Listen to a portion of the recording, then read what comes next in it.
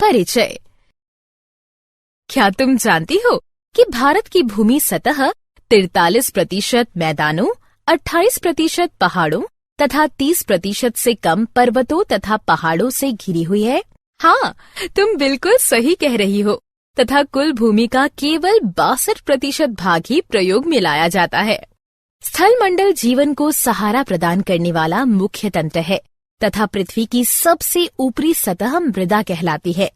मृदा एक मुख्य प्राकृतिक संपदा है जो कि जीवित रहने तथा विकास के लिए आवश्यक है। भूमि का लगभग 4/5 भाग मृदा से ढका हुआ है। उद्देश्य। इस पाठ के अंत में आप निम्न करने में सक्षम हो जाएंगे: मृदा में खनिज की प्रचुरता को पहचानना, मृदा के प्रकारों को समझना, मृदा प्रदूषण को पहचानना, जैव रासायनिक चक्रण को समझना, जलीय चक्र का अध्ययन करना, नाइट्रोजन चक्र को समझना, कार्बन चक्र का अध्ययन करना, ग्रीन हाउस प्रभाव को समझना, ऑक्सीजन चक्र का अध्ययन करना, ओजोन परत की महत्ता को समझना। मृदा में खनिज की प्रचुरता। एक क्षेत्र में जीवन की विविधता को निर्धारित करने वाली एक महत्वपूर्ण संपदा मृदा है। पृथ्वी की सबसे बाहरी परत को भूपृष्ठ कहा जाता है और इस परत में पाए जाने वाले खनिज जीवों को विभिन्न प्रकार के पालन पोषण करने वाले तत्व प्रदान करते हैं। लेकिन यदि ये खनिज बड़े पत्थरों के साथ संलग्न होते हैं तो ये जीवों के लिए उपलब्ध नहीं होंगे।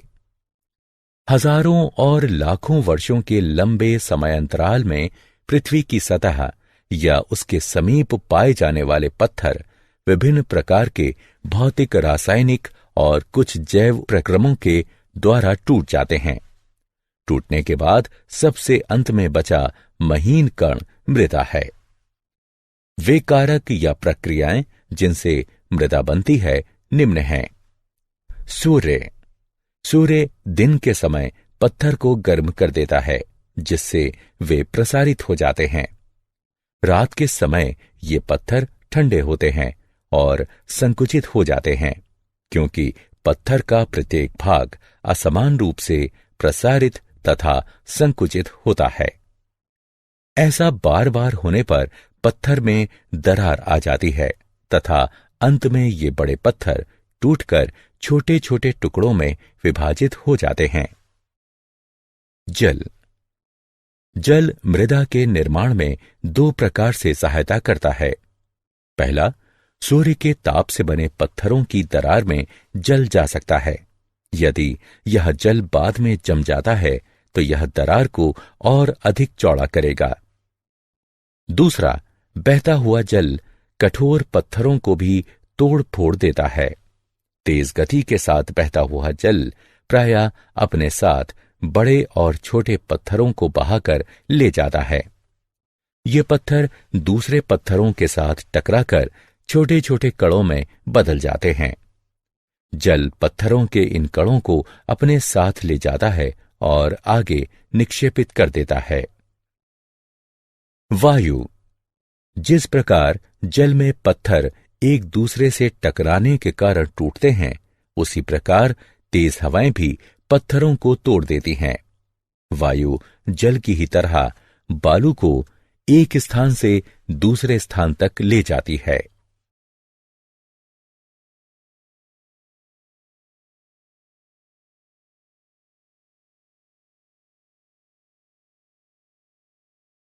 मृदा के प्रकार तथा भूमि प्रदूषण। मृदा एक मिश्रण है। इसमें विभिन्न आकार के छोटे छोटे टुकड़े मिले होते हैं। इसमें सड़े गले जीवों के टुकड़े भी मिले होते हैं जिसे ह्यूमस कहा जाता है। इसके अतिरिक्त मिट्टी में विभिन्न प्रकार के सूक्ष्म जीव भी मिले होते हैं। मृदा के प्रकार का निर्णय उसमें पाए जाने वाले कणों के औसत आकार द्वारा निर्धारित किया जाता है। मृदा के गुण को उसमें स्थित ह्यूमस की मात्रा और पाए जाने वाले सूक्ष्म जीवों के आधार पर निर्धारित किया जाता है। मृदा की संरचना का मुख्य कारक ह्यूमस है, क्योंकि यह मृदा को सरंध्र बनाता है और वायु तथा जल को भूमि के अंदर जाने में सहायक होता है। खनिज पोषक तत्व जो उस मृदा में पाए जाते हैं वह उन पत्थरों पर निर्भर करते हैं जिससे मृदा बनी है। किस मृदा पर कौन सा पौधा होगा, यह इस पर निर्भर करता है कि उस मृदा में पोषक तत्व कितने हैं, ह्यूमस की मात्रा कितनी है और उसकी गहराई क्या है। इस प्रकार मृदा की ऊपरी परत में, जिसमें मृदा के कणों के अतिरिक्त ह्यूमस और सजीव स्थित होते हैं, उसे ऊपरी मृदा कहा जाता है। ऊपरी मृदा की गुणवत्ता एक महत्वपूर्ण कारक है जो उस क्षेत्र की जैविक विविधता को निर्धारित करती है। आधुनिक खेती में कीटनाशकों और उर्वरकों का बहुत बड़ी मात्रा में प्रयोग हो रहा है। लंबे समय तक इन पदार्थों का उपयोग करने से मृदा के सूक्ष्मजीव मृत हो जाते हैं और मृदा की संरचना को नष्ट कर सकते हैं, जो कि मृदा के पोषक तत्वों का पुनः चक्रण करते हैं। ह्यूमस बनाने में सहायक भूमि में स्थित केंचुओं को भी ये समाप्त कर सकते हैं। अगर संपोषणीय खेती नहीं की जाए तो उपजाऊ मृदा जल्द बंजर भूमि में परिवर्तित हो सकती है। उपयोगी घटकों का मृदा से हटना और दूसरे हानिकारक पदार्थों का मृदा में मिलना, जो कि मृदा की उर्वरता को प्रभावित करते हैं और उसमें स्थित जैविक विविधता को नष्ट कर देते हैं, इसे भूमि प्रदूषण कहते हैं। मृदा के महीन कण प्रवाहित वायु या जल के साथ भी स्थानांतरित हो सकते हैं। मृदा के समस्त कणों के स्थानांतरित हो जाने पर कठोर पत्थर बाहर आ जाता है। इस प्रक्रिया में एक महत्वपूर्ण संपदा की हानि हो जाती है, क्योंकि पत्थर पर उर्वरता नगण्य होती है। इस प्रक्रिया को मृदा यानी भूमि का अपरदन कहते हैं।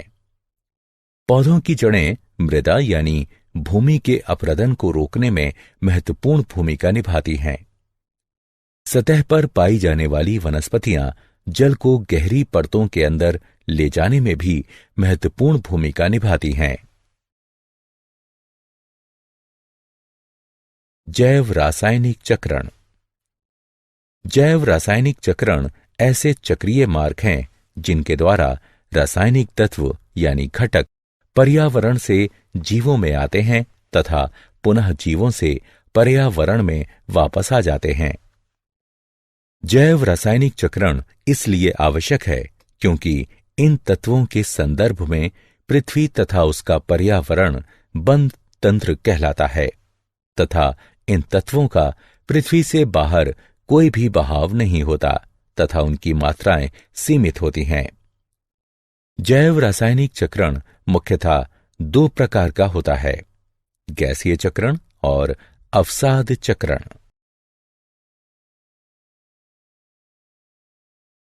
जलीय चक्र। हम जानते हैं कि जलीय भागों से जल के वाष्पीकरण और फिर उस जल वाष्प के संघनित होने के कारण वर्षा होती है, लेकिन इस लगातार संघनन प्रक्रिया के बाद भी हमने समुद्रों और महासागरों को सूखते हुए कभी नहीं देखा है। इसलिए हमारे मस्तिष्क में यह प्रश्न उठता है कि किस प्रकार यह जल इन जलीय भागों में वापस आ जाता है। इस प्रश्न का उत्तर यह है कि पूरी प्रक्रिया को, जिसके द्वारा जल जलवाष्प बनता है और वर्षा के रूप में सतह पर गिरता है और फिर नदियों के द्वारा समुद्र में पहुंच जाता है, इसे ही जलीय चक्र कहते हैं। ये सारा जल जो पृथ्वी पर गिरता है तुरंत समुद्र में वापस नहीं चला जाता है।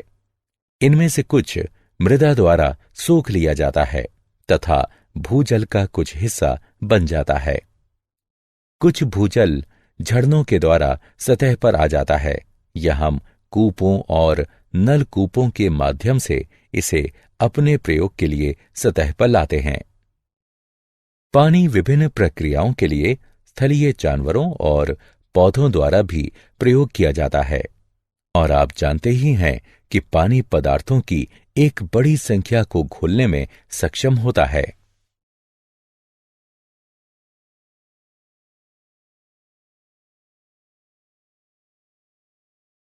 नाइट्रोजन चक्र। हमारे वायुमंडल का 78% भाग नाइट्रोजन गैस बनाती है तथा यह गैस जीवन के लिए आवश्यक अनेक अणुओं जैसे प्रोटीन, न्यूक्लिक अम्ल यानी डीएनए और आरएनए तथा कुछ विटामिनों का भाग है। नाइट्रोजन एल्केलाइड तथा यूरिया में भी पाई जाती है। नाइट्रोजन सभी जीव रूपों के लिए एक आवश्यक पोषक है। यद्यपि कुछ प्रकार के जीवाणु यानी बैक्टीरिया को छोड़कर दूसरे जीव रूप निष्क्रिय नाइट्रोजन परमाणुओं को नाइट्रेट्स तथा नाइट्राइट्स जैसे दूसरे आवश्यक अणुओं में बदलने में सक्षम नहीं हैं। नाइट्रोजन स्थिरीकरण करने वाले ये जीवाणु या तो स्वतंत्र रूप से रहते हैं या द्विबीजपत्री पौधों की कुछ स्पीशीज के साथ पाए जाते हैं। साधारणतः ये नाइट्रोजन को स्थिर करने वाले जीवाणु फलीदार पौधों की जड़ों में एक विशेष प्रकार की संरचना यानी मूल ग्रंथिका में पाए जाते हैं। इन जीवाणु के अलावा नाइट्रोजन परमाणु नाइट्रेट्स तथा नाइट्राइट्स में भौतिक क्रियाओं के द्वारा बदलते हैं। बिजली चमकने के समय वायु में पैदा हुआ उच्च ताप तथा दाब नाइट्रोजन को नाइट्रोजन के ऑक्साइड में बदल देता है। यह ऑक्साइड जल में घुलकर नाइट्रिक तथा नाइट्रस अम्ल बनाते हैं और वर्षा के साथ भूमि की सतह पर गिरते हैं तथा इसका उपयोग विभिन्न जीव रूपों द्वारा किया जाता है। सामान्यतः पौधे नाइट्रेट्स तथा नाइट्राइट्स को ग्रहण करते हैं तथा उन्हें अमीनो अम्ल में बदल देते हैं, जिनका उपयोग प्रोटीन बनाने में होता है। कुछ दूसरे जैव रासायनिक विकल्प हैं जिनका प्रयोग नाइट्रोजन वाले दूसरे जटिल यौगिकों को बनाने में होता है। ये प्रोटीन और अन्य जटिल यौगिक जंतुओं द्वारा खपत की जाती है। जब जंतु या पौधों की मृत्यु हो जाती है तो मिट्टी में मौजूद अन्य जीवाणु विभिन्न यौगिकों में स्थित नाइट्रोजन को नाइट्रेट्स तथा नाइट्राइट्स में बदल देते हैं। अन्य तरह के बैक्टीरिया इन नाइट्रेट्स तथा नाइट्राइट्स को नाइट्रोजन तत्व में बदल देते हैं। इसी प्रकार प्रकृति में एक नाइट्रोजन चक्र होता है जिसमें नाइट्रोजन वायुमंडल में अपने मूल रूप से गुजरता हुआ मृदा और जल में साधारण परमाणु के रूप में बदलता है तथा जीवित प्राणियों में और अधिक जटिल यौगिक के रूप में बदल जाता है।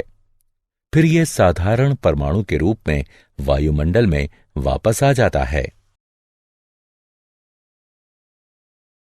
कार्बन चक्र। कार्बन पृथ्वी पर बहुत सारी अवस्थाओं में पाया जाता है। ये अपने मूल रूप में हीरा और ग्रेफाइट में पाया जाता है। यौगिक के रूप में यह वायुमंडल में कार्बन डाइऑक्साइड के रूप में विभिन्न प्रकार के खनिजों में कार्बोनेट और हाइड्रोजन कार्बोनेट के रूप में पाया जाता है, जबकि सभी जीव रूप कार्बन आधारित अणुओं जैसे प्रोटीन, कार्बोहाइड्रेट्स, वसा, न्यूक्लिक अम्ल और विटामिन पर आधारित होते हैं। बहुत सारे जंतुओं के बाहरी और भीतरी कंकाल भी कार्बोनेट लवणों से बने होते हैं। प्रकाश संश्लेषण की क्रिया जो सूर्य की उपस्थिति में उन सभी पौधों में होती है जिनमें कि क्लोरोफिल होता है, इस मूल क्रिया द्वारा कार्बन जीवन के विभिन्न प्रकारों में समाविष्ट होता है। यह प्रक्रिया वायुमंडल में या जल में घुले कार्बन डाइऑक्साइड को ग्लूकोज अणुओं में बदल देती है। ये ग्लूकोज अणु या तो अन्य पदार्थों में परिवर्तित हो जाते हैं अथवा अन्य जैविक रूप से महत्वपूर्ण अणुओं के संश्लेषण के लिए ऊर्जा प्रदान करते हैं। जीवित प्राणियों को ऊर्जा प्रदान करने की प्रक्रिया में ग्लूकोज का उपयोग होता है। श्वसन की क्रिया द्वारा ग्लूकोज को कार्बन डाइऑक्साइड में बदलने के लिए ऑक्सीजन का प्रयोग हो भी सकता है और नहीं भी। यह कार्बन डाइऑक्साइड वायुमंडल में वापस चली जाती है। दहन की क्रिया, जहां ईंधन का उपयोग खाना पकाने, गर्म करने, यातायात और उद्योगों में होता है, उसके द्वारा वायुमंडल में कार्बन डाइऑक्साइड का प्रवेश होता है। वास्तव में जब से औद्योगिक क्रांति हुई है और मानव ने बहुत बड़े पैमाने पर जीवाश्म ईंधनों को जलाना शुरू किया है, तब से वायुमंडल में कार्बन डाइऑक्साइड की मात्रा दुगनी हो गई है। ग्रीन हाउस प्रभाव। ग्रीन हाउस प्रभाव एक प्रक्रिया है जिसके द्वारा एक ग्रह की सतह से ताप विकिरण वायुमंडलीय ग्रीन हाउस गैसों द्वारा अवशोषित हो जाती है और फिर सभी दिशाओं में विकीर्ण हो जाती है। उसके बाद विकिरण का कुछ भाग पुनः सतह की ओर वापस आ जाता है। ऊर्जा सतह और निचले वायुमंडल में स्थानांतरित हो जाती है। यदि सौर विकिरण द्वारा प्रत्यक्ष गर्मी केवल ऊष्मीय प्रक्रिया थी, तो परिणाम स्वरूप वहां तापमान अधिकतम होगा। वायुमंडल में विद्यमान कार्बन डाइऑक्साइड में वृद्धि से वायुमंडल में ऊष्मा की वृद्धि होती है तथा वैश्विक ऊष्मीकरण ग्लोबल वार्मिंग को बढ़ावा देती है।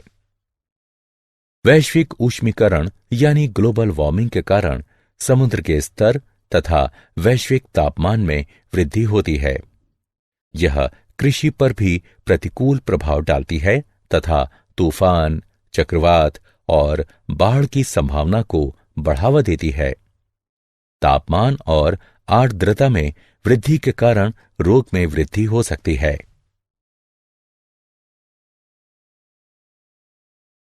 ऑक्सीजन चक्र। ऑक्सीजन की मात्रा मूल रूप में वायुमंडल में लगभग 21% है। यह बड़े पैमाने पर पृथ्वी के पटल में यौगिक के रूप में तथा वायु में कार्बन डाइऑक्साइड के रूप में भी पाई जाती है। पृथ्वी के पटल में यह धातुओं तथा सिलिकॉन के ऑक्साइडों के रूप में पाई जाती है। यह कार्बोनेट, सल्फेट, नाइट्रेट तथा अन्य खनिजों के रूप में भी पाई जाती है। यह जैविक अणुओं जैसे कार्बोहाइड्रेट्स, प्रोटीन, न्यूक्लिक अम्ल और वसा अथवा लिपिड का भी एक आवश्यक घटक है। ऑक्सीजन चक्र वायुमंडल में ऑक्सीजन की मात्रा को संतुलित रखता है। वायुमंडल में ऑक्सीजन का उपयोग 3 प्रक्रियाओं में होता है, जिनके नाम हैं श्वसन, दहन तथा नाइट्रोजन के ऑक्साइड के निर्माण में। केवल एक प्रमुख प्रक्रिया द्वारा ही ऑक्सीजन पुनः वातावरण में लाई जाती है। वह प्रक्रिया प्रकाश संश्लेषण है। ओजोन परत। ऑक्सीजन सामान्यतः एक द्विपरमाणविक अणु के रूप में पाई जाती है। यद्यपि वायुमंडल के ऊपरी भाग में ऑक्सीजन के 3 परमाणु वाले अणु भी पाए जाते हैं। इसका सूत्र O3 होता है तथा इसे ओजोन कहते हैं। ऑक्सीजन के सामान्य द्विपरमाणविक अणु के विपरीत ओजोन विषैला होता है। हम भाग्यशाली हैं कि ओजोन पृथ्वी की सतह के नजदीक स्थिर नहीं रह पाता है। यह सूर्य से आने वाले हानिकारक विकिरणों को अवशोषित करती है। इस प्रकार ये उन हानिकारक विकिरणों को पृथ्वी की सतह पर पहुंचने से रोकती है, जो कि कई जीव रूपों को हानि पहुंचा सकते हैं। हाल ही में ये पता चला है कि ओजोन परत का ह्रास होता जा रहा है। मनुष्य के द्वारा बनाए गए विभिन्न प्रकार के यौगिक जैसे क्लोरोफ्लोरोकार्बन यानी CFC वायुमंडल में स्थित अवस्था में उपस्थित हो जाते हैं। CFC यानी क्लोरीन तथा फ्लोरीन युक्त कार्बन यौगिक हैं। ये बहुत स्थायी होते हैं तथा किसी जैव प्रक्रिया द्वारा भी विघटित नहीं होते हैं। एक बार जब वे ओजोन परत के समीप पहुंचते हैं, वे ओजोन अणुओं के साथ प्रतिक्रिया करते हैं। इसके परिणाम स्वरूप ओजोन की परत में कमी आई और हाल ही में अंटार्कटिका के ऊपर ओजोन परत में छिद्र पाया गया। ओजोन परत के और भी अधिक क्षीण होने के कारण पृथ्वी पर जीवन पर पड़ने वाले प्रभावों के विषय में कल्पना करना भी कठिन है। अतः बहुत लोगों के विचार में ओजोन की परत के क्षीण होने की प्रक्रिया को रोकने के प्रयास आवश्यक हैं। अतः लोगों को ओजोन परत के भविष्य में होने वाले क्षय को रोकने के लिए प्रतिबद्ध होना चाहिए। क्या आप जानते हैं, पिछले कुछ दशकों से प्रत्येक वर्ष दक्षिणी हेमिस्फीयर शीत के दौरान क्लोरीन तथा ब्रोमीन की रासायनिक अभिक्रियाओं से दक्षिणी ध्रुवीय भाग में ओजोन परत का क्षय काफी तेजी से हो रहा है। इस क्षय वाले भाग को ओजोन छिद्र कहते हैं। ओजोन छिद्र का आकार नक्शे के कुल ओजोन कॉलम को मापकर किया जाता है। पृथ्वी के क्षेत्र से यह गणना की गई है कि यह 220 डॉप्सन इकाइयों के एक निरंतर मान के साथ एक रेखा द्वारा घिरा है। ऐतिहासिक परीक्षणों में 1979 से पूर्व अंटार्कटिका के ऊपर जब ओजोन का मान 220 डॉप्सन इकाइयों से कम पाया गया, तब से 220 डॉप्सन इकाइयों का मान निर्धारित किया गया। इसके अलावा अंटार्कटिका के ऊपर प्रत्यक्ष मापन से 220 डॉप्सन इकाइयों से कम एक ओजोन स्तर कॉलम क्लोरीन और ब्रोमीन यौगिकों द्वारा ओजोन हानि का एक परिणाम है। सारांश। आइए हमने जो कुछ सीखा है उसे संक्षेप में दोहराएं। विभिन्न प्रकार के पोषक तत्व चक्रीय रूपों से पुनः उपयोग किए जाते हैं। इस कारण जैवमंडल के विभिन्न घटकों में एक निश्चित संतुलन स्थापित होता है। वायु, जल तथा मृदा का प्रदूषण जीवन की गुणवत्ता और जैव विविधताओं को हानि पहुंचाता है। हमें अपनी प्राकृतिक संपदाओं को संरक्षित रखने की आवश्यकता है और उन्हें संपोषणीय रूपों में उपयोग करने की आवश्यकता है।